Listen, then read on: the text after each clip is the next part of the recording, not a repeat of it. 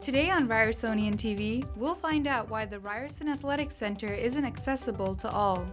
Next, we'll look at what's to come for the Oakham House Choir after significant budget cuts. Lastly, we will try to contact spirits at Ryerson with the help of a medium.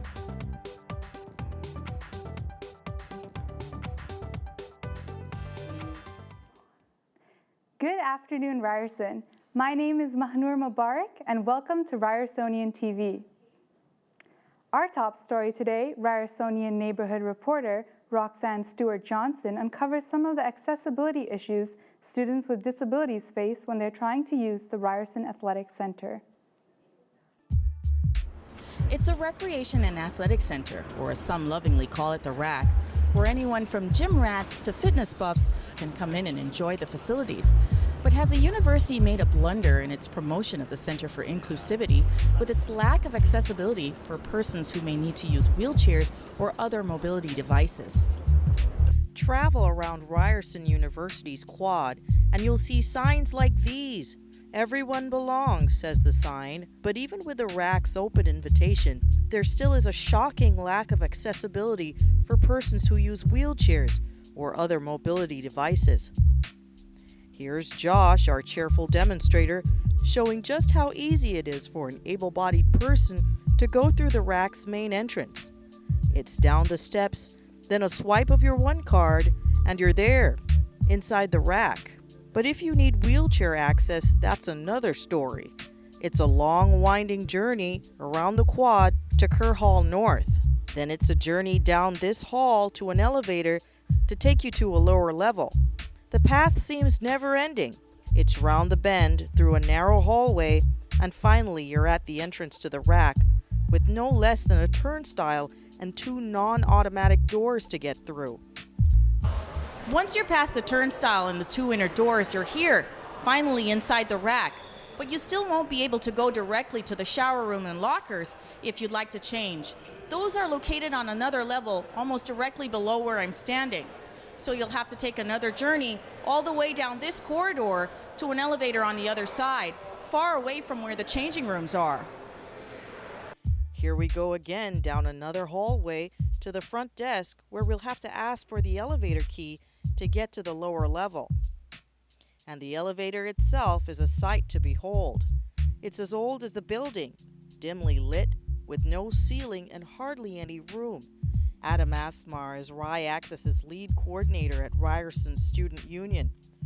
The RAC is always going to be a problem. Inherently, when you have a gym underground, it's going to be an issue. It's a tight space to navigate. It's older, it wasn't built to AOTA standards, and people will tell me, oh, but wheelchairs can fit through that hallway in the RAC. Sure, they can fit, but it's tight.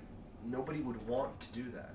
If a wheelchair is coming through, nobody can get the other way. You need two-way traffic. And one wonders, with the lack of accessibility for students with disabilities, could the assumption have been made that persons with mobility impairment need less exercise than everyone else? I walk with a limp. That's the life that I live. I have cerebral palsy, I walk with a limp.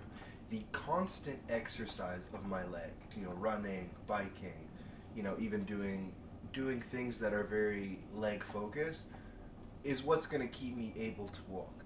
University is a time where you can reclaim a lot of your identity, and I have reclaimed a lot of my identity. I've been proud of my disability, I've embraced my disability, and for disabled students that would like to get physically active, it's difficult. President and Vice Chancellor of the university, Dr. Mohammed Lachemi, spoke on the institution's challenges in addressing the RAC's accessibility needs. He said, unfortunately, you have to recognize that the RAC was built in 1987, when really current accessibility standards in terms of building code and AOTA did not exist. I'm not defending what has been done before even my time at Ryerson, but that's probably one of the main issues. Ryerson's promotion of inclusivity for the RAC speaks to the progressiveness being fostered into campus culture. But while the campus culture is moving ahead, the campus itself still has a few steps to go. Funding cuts to the Oakham House Choir have left the group looking for new sources of revenue and a new place to practice. Let us go. 1, 2, 3, 4. For the past 30 years, this is where Matthew Yeskowitz spends his Monday nights, conducting for the Oakham House Choir. The group has been rehearsing at the Oakham House located at Ryerson University since 1984 when Yeskowitz founded the group. The choir has offered Ryerson students and community members alike an opportunity to perform classical music pieces alongside professional soloists and a full orchestra.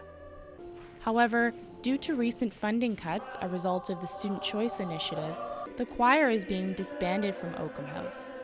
They need to find other means for resources, money, and rehearsal space by April 2020. For sure, we are going to find a solution. There's no doubt about it. But it's very difficult, very difficult. We just have no money, no place to rehearse. So we're not the only group that was affected by it. Oakham House and Palin Foundation is treating us very well, but their hands are just bound. They don't have money. They cannot give us money. The Oakham House Choir is not a registered group on campus. They were able to afford resources with the help of the Palin Foundation, a nonprofit organization that provides funds through opt-in fees coming from student tuition. In an emailed statement, Jennifer Stacy, general manager of Oakham House, said, Palin Foundation had an Oakham House policy under which the choir operated and received funding. In the recent Student Choice Initiative fee scheme proclaimed by the provincial government, it was determined that the choir's activities did not fall under the fee categories deemed essential. Therefore, we are no longer able to fund their activities. The Student Choice Initiative gives students the options to opt out of ancillary fees related to on-campus groups that are deemed non-essential. Unfortunately, the choir falls under this category, and now the group has to figure out how to operate independently without the foundation's support. The lead of the choir's fundraising, Vicki Burris, says she is trying to make new financial connections with Ryerson to ensure the choir can still be affiliated with the school. I inquired about getting space in the Ryerson buildings as opposed to Oakham House, and there isn't any. They're strapped for space.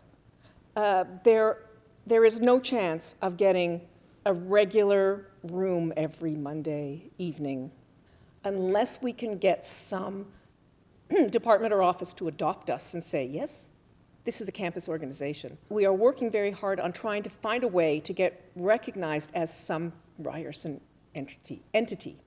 We figure we can work hard and make up for the lost revenue. But the loss of free rehearsal space is devastating. Ryerson students and alumni emphasize the importance of being a part of the group and how it's helped them in their university experiences.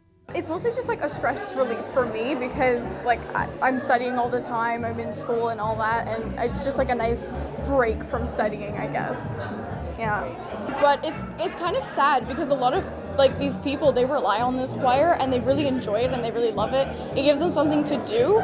It's only once a week and yet it has such an incredible impact on them. So I think it's really important that we keep it and it maintains its status at the university. I think it's really important.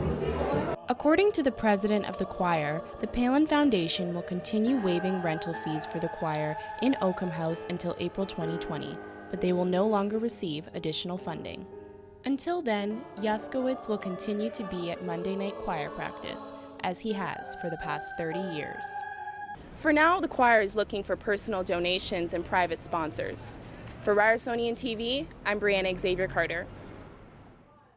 Could there be ghosts on campus? Our editor-in-chief, Maria Saru, tried to find out. Take a look. This building is haunted. Today, 44 Gerrard Street East is the Center for Urban Energy at Ryerson University. When the building first opened in February 1887, it was the Ontario College of Pharmacy, where bodies were allegedly kept in the pharmacy's morgue. But by 1971, the Ryerson Theatre School opened. Over the years, students and faculty have reported strange things happening inside the building. In 1990, the Ryersonian reported that a security guard heard a piano playing in the empty building. Other reports include repeated sightings of what appears to be a white female figure in the hallways behind the McAllister studio. In late 2017, the original building was torn down and rebuilt as Ryerson Center for Urban Innovation. However, the building still retains some of its original structure from 1886. Now that 44 Gerrard Street East has undergone serious reconstruction, are the ghosts that allegedly haunt this building still lingering? Rosemary is a third-generation psychic medium from Psychic Talent Agency. She says there are several spirits occupying 44 Gerrard Street East. She's on campus today to help us get in contact with them. I'm getting a name that is Jeanette. She was, I guess what we would say today, homeless. Certainly I do know from some of the limited research I did that there was a school of pharmacy here. And I know that at one point they did offer money for people, very little money, for people to be involved in some of the research. And she's one of the individuals who came in. She feels she was duped because she came and she was used in part of an experiment that resulted in her death. Some of the pharmaceutical ingredients that were used were caustic, and this caused a burning out within her esophagus and into her digestive systems. She will be emotional, so I will be emotional for a few moments. She wants some tulips placed in the park, and she wants to be thought of, and she wants that her life really stood for something, meant something. If we can care for just a few moments, then she's happy. It's funny because she tells me that some of her fellow spirits consider her to be a bully. She wants to be recognized and she wants her tulips. Right? She's hoping she's not frightening people, but when people do see her, and she may appear from time to time, she just wants them to know that that's almost like her little salute and hello, and almost in some cases an endorsement. There's more. Okay. There are a number of children. There are about 6 or 8 children that I have a sense of at the moment who were as well involved in research work, and this is mostly pharmacy and in part I get a mortuary. One of them says we were waifs, which in today's vernacular would mean that they were children who were now either homeless and parentless. Many of them were just handed over for the money. They were loaned out for different needs, pretty much for experimentation. One of the children is talking about their fear. I think there used to be a lot of rats, mice, things running around. I mean, sanitary conditions then were quite different than they are today. So one of them has a terrible fear of that, and one of them does watch the premises to make sure that isn't happening again. This little one has a British accent, and almost like a Cockney accent, saying that they're here to make sure that this won't happen again, not on my time. So it's kind of interesting. I think this little boy's name is Gerard. In addition to Janet and Gerard, Rosemary was able to share information about some other spirits occupying this building. Finally, Rosemary channeled the Source, which is the creator and the highest energy in the work Rosemary does. She asked the Source for guidance on what would be most effective at the moment for this building. There must be many interventions undertaken in the area of economics for running a venture such as this, environment for the effect that this has on people and our planet, and most greatly on knowledge that we forward and that we share. No longer is the day where awards and recognition of this manner is enough. It is no longer of the greatest importance. What is of the greatest importance is the finding of collaborative solutions to modern day problems. Many opportunities are under consideration, all of which would bring funding, all of which will serve purpose, but the question must be, what is greatest purpose? And based on this, all decisions must be hinged. Blessings and good fortune as you move forward. We will watch, we will guide, we will protect as best we can. Have you ever wondered why people like to be afraid? I sat down with Kathleen Stewart, a PhD student in clinical psychology, to find out. I'm here with Kathleen Stewart, a PhD student who studies clinical psychology at Ryerson. She focuses on fear and anxiety. Thank you so much for being here today, Kathleen. Thanks for having me. So today's Halloween. People are in the mood to dress up, to go out, to have fun. So psychologically, why do some people like to be afraid? It's a really good question. So we don't actually have a ton of research on why people like to be afraid. Most of the research we do is on people who kind of don't want to be afraid, but we do have kind of an understanding of why that might be. And part of that is the physical response of anxiety. So that fight, flight, or freeze response that we experience. When we have those sensations, so racing heart, increased blood pressure, that feeling of adrenaline, if we're in a situation that's actually pretty safe and pretty controllable, so like watching a scary movie, going to a haunted house where nothing bad is like really gonna happen, those sensations can actually be kind of almost exciting and thrilling. Also, the other part of that is the relief, so the come down from those kind of really like anxiety provoking scenarios can also be really reinforcing. So that feeling of coming down from feeling anxious, we think might kind of lead to people enjoying that experience, if that makes sense. So what you're saying is it's not the feeling of fear, but the feeling of relaxation or ease that comes after? Yeah, I mean, it could be both. So some people actually enjoy being scared. So for example, if you're on a roller coaster and you have that really intense rush of adrenaline, some people find that very pleasurable because they know that nothing bad is going to happen. If you were to be in a situation where you were actually in danger, like if someone was chasing you down the street, you would probably not be enjoying how that felt. But in a situation that's controllable, that's predictable, where you know nothing bad is going to happen, those physical sensations of anxiety can be kind of fun and kind of exciting. And then coupled with this like come down afterwards, that feeling of relief, maybe a feeling of accomplishment, like I just did something really scary, can be really reinforcing. Right. That makes sense. And on the flip side of that, like some people hate going to haunted houses, they hate everything to do with Halloween. So why do some people hate being afraid? Yeah, so this is more what I study. So in this case, you know, there's a few things that might be at play. So one thing is there's this personality trait called intolerance of uncertainty that I think would probably, I'm speculating, be involved. So some people really don't like uncertainty. They hate not knowing what's going to happen. And as you can imagine, if you're going in a haunted house or you're watching a scary movie, there's a lot of uncertainty. People are like jumping out from behind things. So people who really hate uncertainty are probably, I would guess, going to be the kind of people that don't like to go to scary, you know, haunted houses, etc. Also, some people are really sensitive to anxiety. They really don't like the feeling of their heart racing. They hate the sensations of anxiety. They get really scared about being scared. And I would imagine also those people would be the kind of people that do not want to feel anxious, if that makes sense. Right. So why do some people freeze up when they get afraid? Great question. So we used to call it fight or flight, and then we kind of realized somewhere down the line that another really common response is actually to freeze.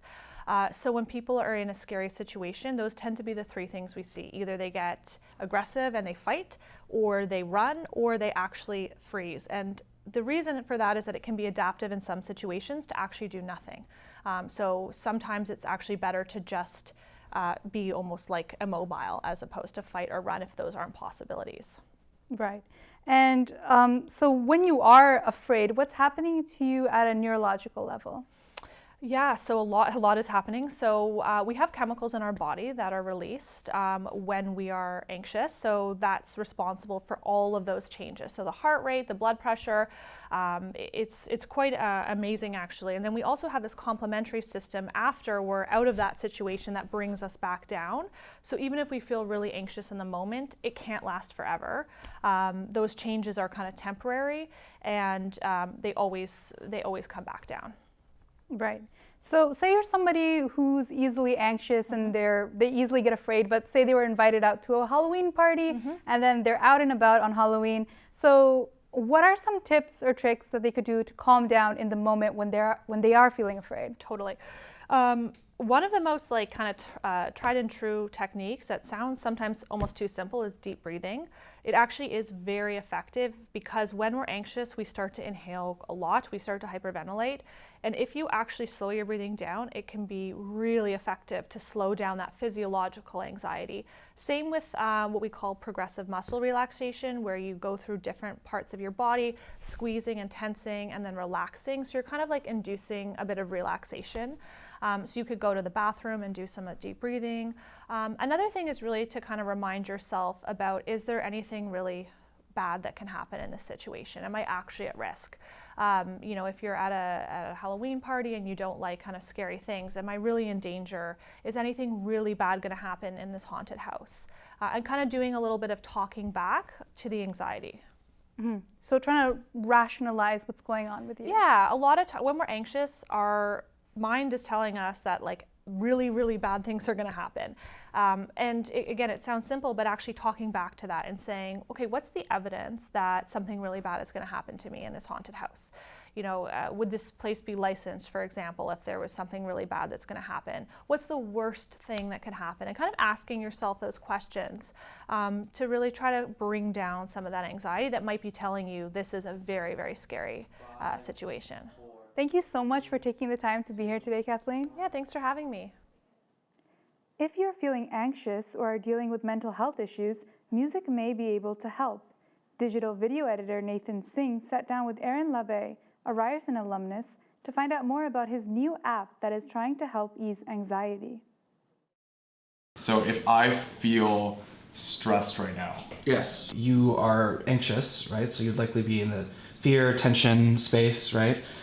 Then you choose your session length, so you can do 4, 8 minutes, or 12. And through the experience, you know, as things start to happen, hopefully you start going in this direction.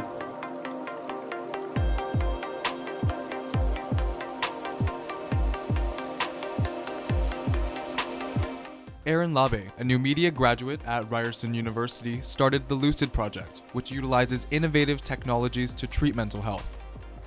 The thing that really sparked the project was my own personal experiences with mental health. I, about 8 years ago, was diagnosed with a severe mental health challenge. Through the process of healing, I was finding that there wasn't really a lot of holistic approaches to mental health that were impactful and that were kind of approved in that like mental health system. Right now, the only like FDA approved clearances for mental health are either therapeutics that you have to pay for that are expensive, like a therapist, or their medication. The big thing for me was finding a new way to approach mental health that was powerful and that could actually bring forth like an evidence-based treatment that wouldn't be as invasive as medication. Accessibility is a major pillar for Lucid. I think we got into this like on the hypothesis that 1, we want to have a healthier treatment for mental health, but 2, you know, the accessibility of the treatments that are healthy exist like in the existing kind of framework. That's a huge gap, right? The people who need mental health services and the people who can afford them are 2 very different things often. At our core, the platform, the way that works is it measures a person's response to music, and it analyzes those musical features and how it makes the body react. So it's essentially a system that predicts what music will work best for you in your current mental state.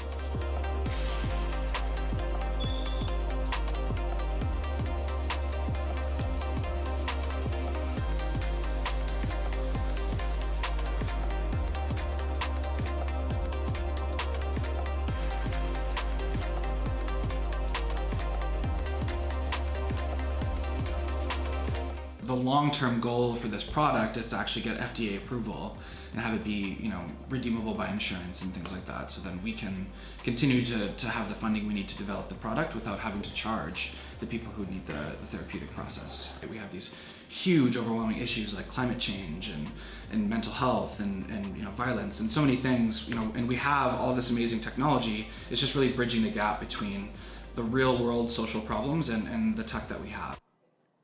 Many Ryerson students visit Congo Coffee and Mikate at Yonge and Gould. Our editor-in-chief, Maria Saru, and our photographics editor, Arya Delima, got to know the owner, Nia Bangala. She's a humanitarian who uses part of her proceeds to boost economic development in the Democratic Republic of the Congo. Nia Bangala, the owner of Congo Coffee and Mikate, is an important part of Ryerson's community. Students are drawn to Nia's welcoming personality and the Congolese food and drink she serves. And I have 1 or 2 kids that usually come to say hi, you know, because something happened to them the night before and they have to come share it with Nia, or, you know, they need a hug. Bengala, a Canadian Congolese entrepreneur, is also a humanitarian on a mission to boost the Democratic Republic of the Congo's economic development.